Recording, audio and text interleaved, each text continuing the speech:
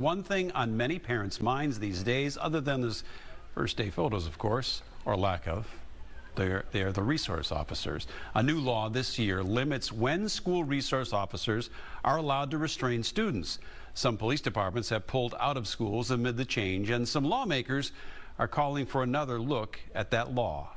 Karen Scullen joins us now after looking into the impact of this. And Karen, the governor today confirming he is open to a special session to address this issue.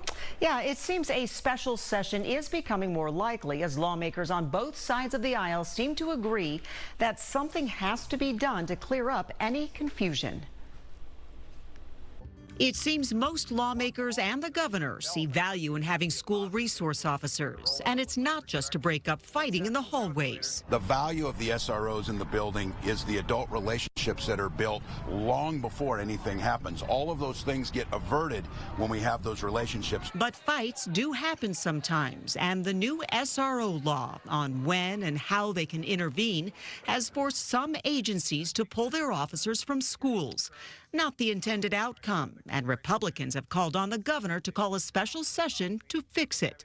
Well, now it seems that could happen. And I've said if we need to, and there needs to be a clarification in the law, let's figure out how we work that together. Again, striking that balance between student safety, trusted adults in the building, and appropriate use of physical force if needed. It's up to the governor. If the governor calls it, we're all going to go. We're all going to be there, right? And we absolutely...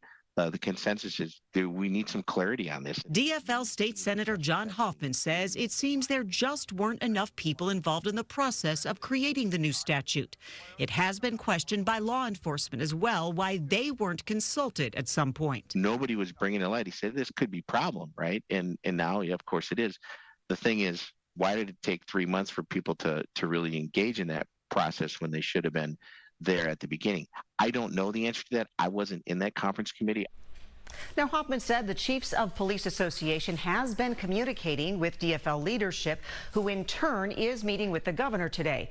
But as of now, a special session has not been called. Kelsey? All right. Thanks, Karen.